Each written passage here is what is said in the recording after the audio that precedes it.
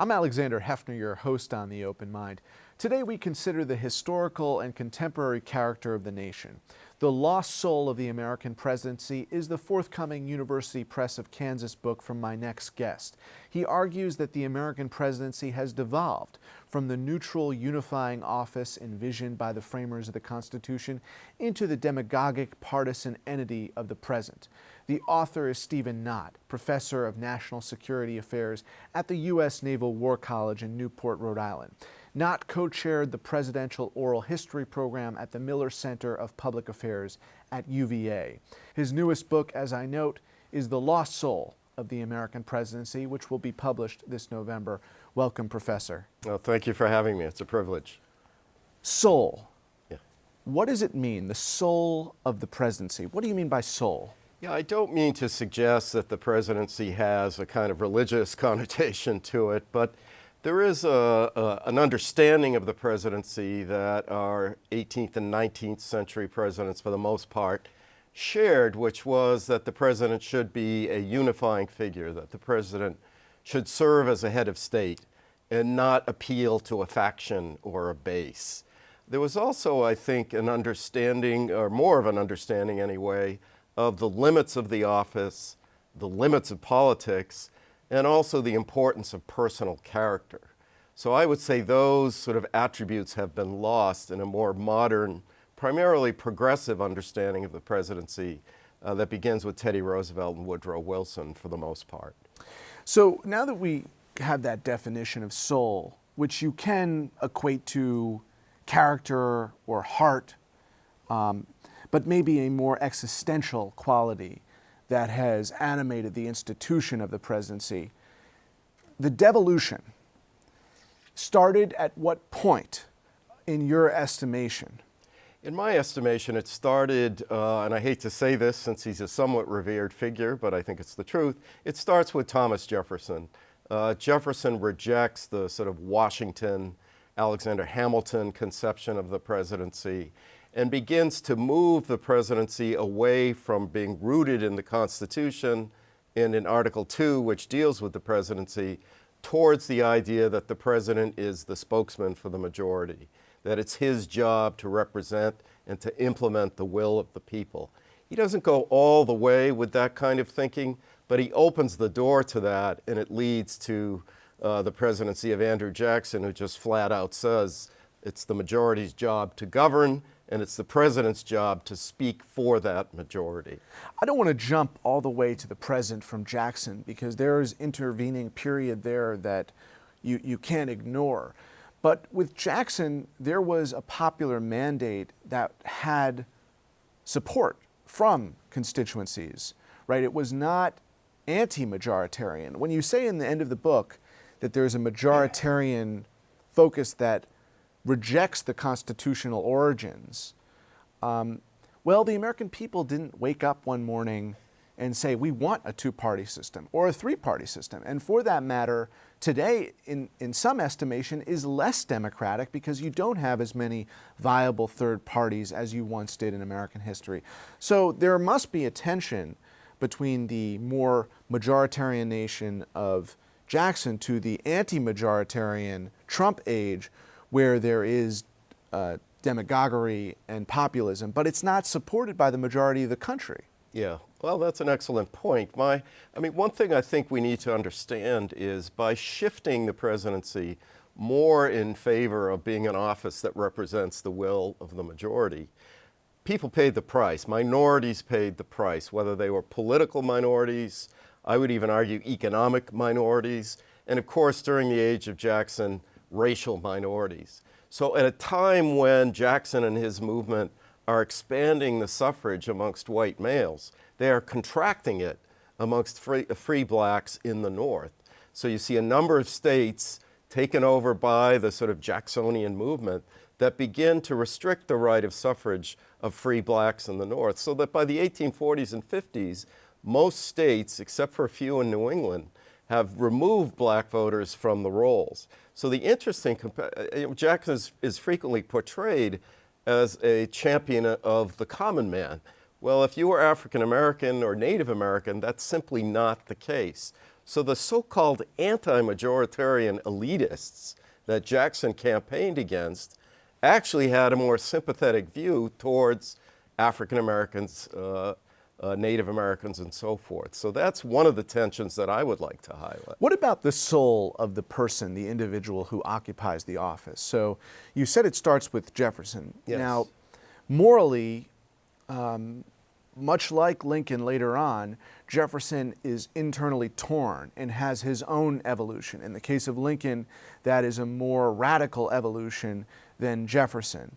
How does the personal conduct here, from those beginning years of the devolution into demagoguery, how do those personal attributes of Jefferson and then Jackson inform that transition? Yeah, a terrific question. I mean, I think, you know, the sad thing about Jefferson is that the young Jefferson was very much talking about putting slavery on the road to extinction. The later Jefferson, primarily in his post-presidential years, is seeing the abolitionist movement as the heirs to Hamilton's Federalists, and these are people who simply want to oppress the white South. So it's unfortunate in Jefferson's case that younger Jefferson sort of over time begins to evolve into somebody who's a real advocate for states' rights and an advocate for expanding slavery into the new territories. In Lincoln's case, I see a different evolution, and I see an evolution of a man who comes to realize that the institution of slavery is completely at odds with the founding principles of the United States, and by the end of Lincoln's life, he is devoted to the abolition of slavery. So Jefferson, in my view, regresses. Lincoln goes in a very different direction. And that regression is animating Andrew Jackson. So can you tell us, though, how do the personal qualities of Jefferson then equate when we look at Andrew Jackson's presidency, the way he treats the other branches of government, and how we find ourselves escalating into, if not authoritarian government, a democracy that is shaped by a different ethos than George Washington? I want, for our viewers, I have an early manuscript here. On the cover of your manuscript is this devolution in real time. Washington, Jackson, Trump. So how does Jackson's manner, his manner of being, animate the office that he serves? So Jackson's whole life, in my view, is one that is devoted to an acceptance of conspiracy theories, an acceptance of the idea that somewhere there's an elite, usually somewhere on the East Coast, that's determined to oppress or tuck it to the common man. And he is going to be the champion of these folks who are constantly getting kicked by these East Coast elites. There's a tendency throughout Jackson's public life, going all the way back to when he's briefly a member of the House of Representatives, where he votes against a resolution honoring the retiring President George Washington. Because in Jackson's view, Washington was part of this East Coast authoritarian plutocratic conspiracy. And Jackson's whole political career is designed to go after these East Coast elites. John Quincy Adams, his opponent in 1824 and 1828, is the personification of that elite. And I would argue that Jackson runs one of the most demagogic campaigns against John Quincy Adams. And all really he has to say is that this man is from the East Coast. This man has no regards for the farmers and the plantation owners of the South and the West. It's not so much an appeal on issues or policy, it's a personal attack on the character of John Quincy Adams, who I would argue was one of our most impressive presidents when it comes to character. So Jackson transforms American politics into the politics of personal destruction. Is there anything redeeming about Jackson in the way that he enhanced his office to serve the character of the presidency? I would say the thing that immediately comes to mind in terms of redeeming qualities for Andrew Jackson is he did not tolerate the secessionist sentiment that was coming out of South Carolina. Even though he's a slave owner himself and an active slave trader through much of his life, he is not a friend of secession. He is a champion of union. I think even his most ardent foes would have said that this is a man who believes in the United States of America.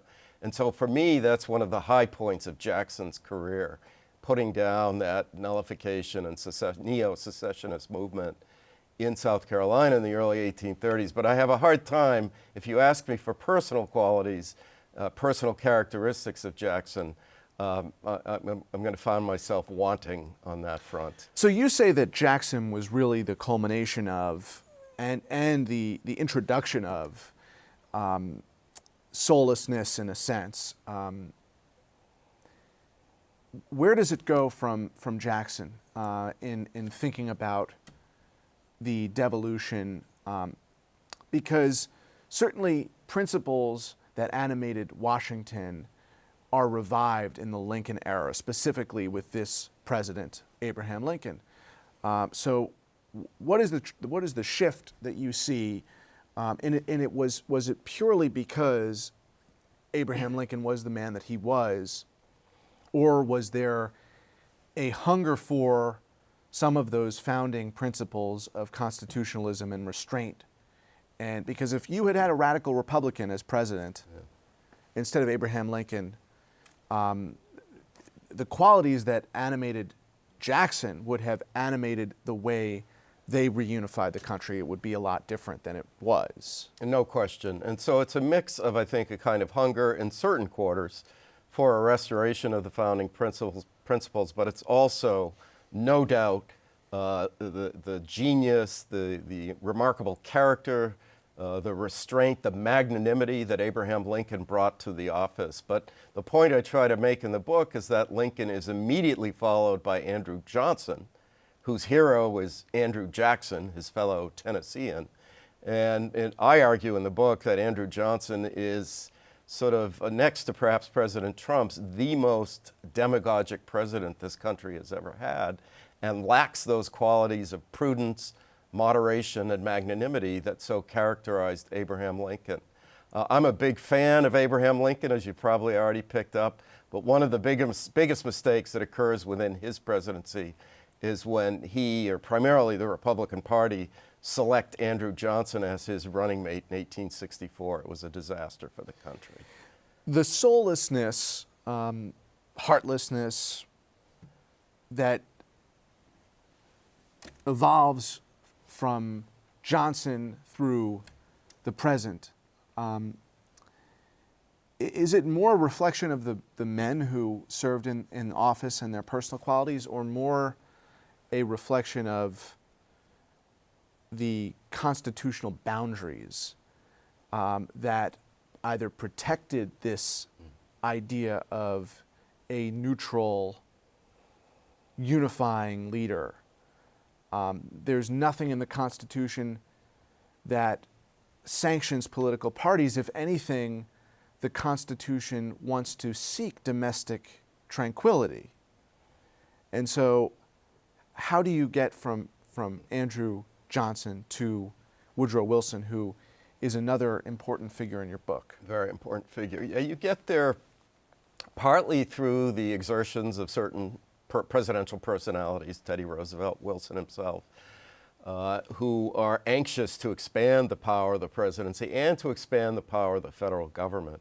But you also get there, and this is critical, there at the beginning of the 20th century, there is some serious criticism for the first time being directed at the Constitution itself by progressive historians, progressive political scientists, the media, and people like Wilson and TR, who are saying that the Constitution, which was drafted in 1787, is not applicable to the 20th century, that we need to move beyond the antiquated system of checks and balances and separation of powers, and we need to give the federal government, and the president in particular, more power to stand up to corporate America, stand up to big business, to sort of take the edge off the abuses of capitalism. And that fuels this argument that the president needs to be unleashed. And both TR and Wilson make that argument.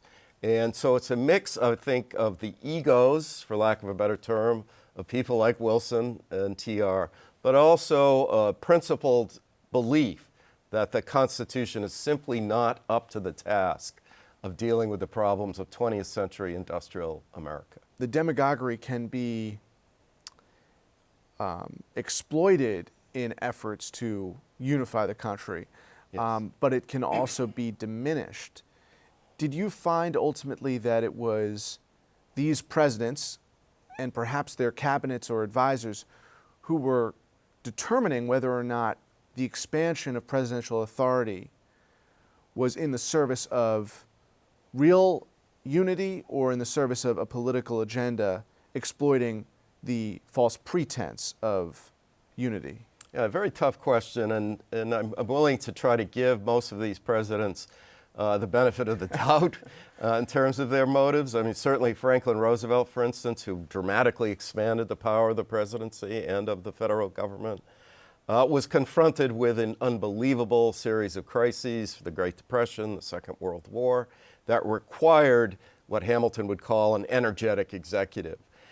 Where I think he and some of his advisors went off the rails, so to speak, was while doing that, they also felt compelled to sort of trash separation of powers, trash the Supreme Court, trash the Constitution. And what that has the effect of doing, I think, is undermining the rule of law and replacing a constitutional presidency with this more personalized presidency. And that's problematic because you may not always have a Franklin Roosevelt on the horizon. You may end up with somebody else who's not quite as reliable and quite as concerned about the unity of the nation, as you mentioned.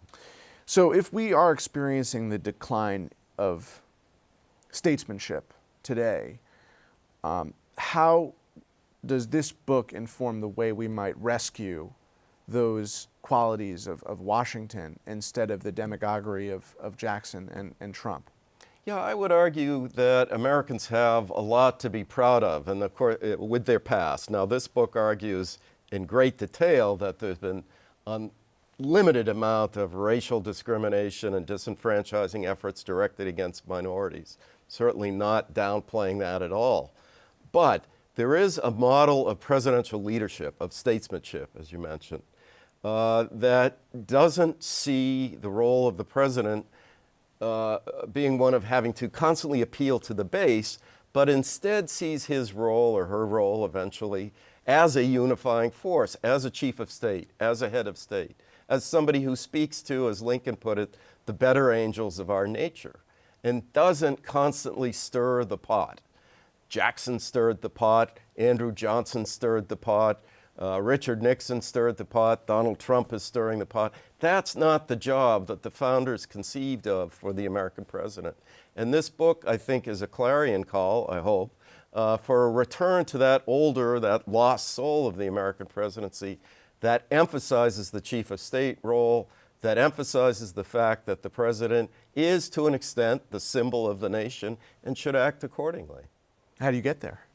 Well, I wish I could say I'm optimistic that we can get there, but there are a few things we can do. One of which is we have to, I think, take a look at how we select our presidential nominees. There has to be more screening, in a sense, and I think the political parties might have a role to play there. Unfortunately, that screening role, where party leaders used to weed out the folks lacking some essential qualities, I would want to see that type of screening restored. Now, I realize that's going against the grain of what most folks want to see these days. They don't like the old smoke-filled rooms. They don't like the role of the party bosses. But I would argue that if you look at American history, the party bosses did a decent job in at least picking people who were not going to do harm. They may have been somewhat mediocre. They may never end up on Mount Rushmore, but they did not do harm. I don't see anything in place these days to keep a demagogue, to keep somebody who's totally unprepared for the office out of that office. Party leaders used to play that role. That's one step we could take. Give the party leadership more of a role in selecting presidential nominees. In a sense, I think you're arguing that the senior party leadership in those smoke-filled rooms were a watchdog. They were watchful of demagoguery. That's right. Is that true? It's not always true, but for instance, party leaders did remove Henry Wallace from FDR's ticket in 1944, thank God, in my view, and replace Wallace with Harry Truman. Party leaders, in a sense, did keep people like a Ross Perot or a Pat Buchanan. Look, I would even argue that Bernie Sanders, who's not a Democrat, the Democratic Party had a right to sort of stack the deck against somebody who's not a member of their party. And so in 2016, you had this strange situation where you had a non-Democrat almost winning the nomination of the Democratic Party, and you had a pretty much lifelong Democrat, Donald Trump, winning the nomination of the Republican Party.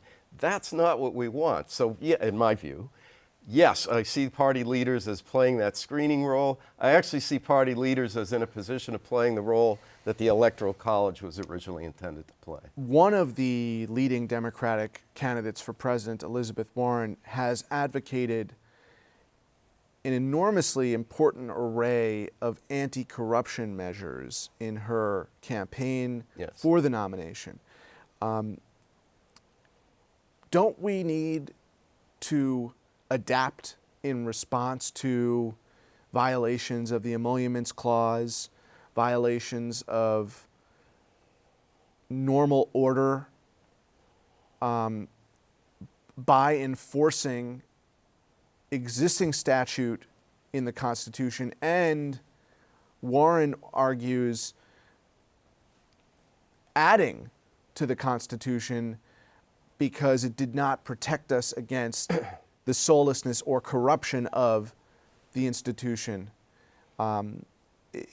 Party bosses are not enough in Warren's estimation. Yeah. This needs to be ingrained into the Constitution. Yeah. Is she proposing specific constitutional amendments in that regard, or Legislation, constitutional amendments. Okay. I guess my question to you in the minutes we have left is the Constitution, which was intended to be a firewall, still serving that function? And if not, what legislation or constitutional amendments are required to ensure that the soul of this country and the soul of the presidency is protected? Yeah, there are a number of legislative initiatives I think could be taken to make sure that the things we would classify as corruption are prevented, and I have no problem with that whatsoever. What I would argue is in some ways even more important is a cultural change that needs to take place within the American public. We need to stop falling for those folks who promise us every 4 years that they're going to remake the world. You know, that they're going to stop the oceans from rising, they're going to stop climate change the minute they're elected, or they're going to make Mexico pay for the wall. These kind of outlandish promises that long predate Donald Trump. The American public needs to think about the limits of government, the limits of the presidency, the importance of character, particularly the thing that keeps coming back to me when I was writing that book, is this magnanimity of soul, this bigness of soul, this greatness of soul. Not pettiness, not constantly harping on what divides us, but again, appealing to our better natures. So I'm all in favor of legislation, but I think what we really need is a civics revival in the United States that appreciates the limits of government, the limits of the presidency. Donald Trump, as he was berating Mexicans as rapists, was saying, "Make America great again." Ronald Reagan was saying in the backdrop of Ellis Island and the Statue of Liberty, I believe, right? Make America great again. Trump was tapping into Reagan's vocabulary. Reagan, you suggest, implicitly had different human qualities. He did.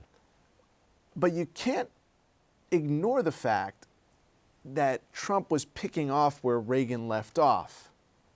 You can't separate it entirely because he was using that script. Different man, different ethos, different character, different soul. Yeah. Uplifting, destructive. But you can't ignore that they were using the same script when they said, "Make America great again." Yeah. Again. I'm fairly critical, I thought, of Reagan in this book. There's a lot about Reagan I admire. I used to run the Reagan Oral History program at the Miller Center at UVA. I learned to appreciate the man in terms of his human qualities. But on racial issues, Reagan had a tin ear. He besmirched Martin Luther King when he signed the legislation into law creating the King holiday, suggesting that King might be a communist. Unfortunately, Reagan should have been above that kind of thing. For much of his life, I think he was, and he always bridled when people accused him of being a racist.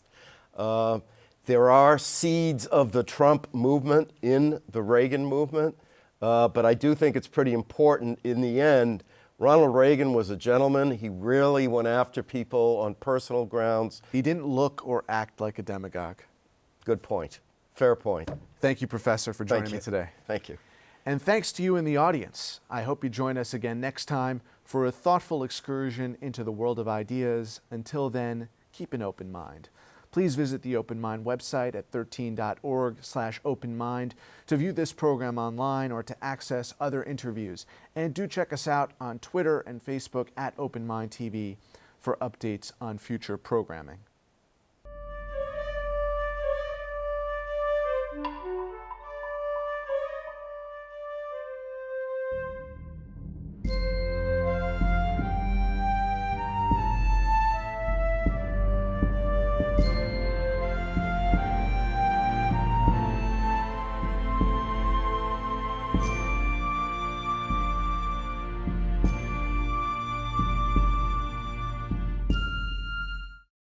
Continuing production of The Open Mind has been made possible by grants from Ann Olnick, Joan Ganz Cooney, Lawrence B. Benenson, the Angelson Family Foundation, Alfred P. Sloan Foundation, the John S. and James L. Knight Foundation, William and Flora Hewlett Foundation, Joanne and Kenneth Wellner Foundation, and from the corporate community, Mutual of America.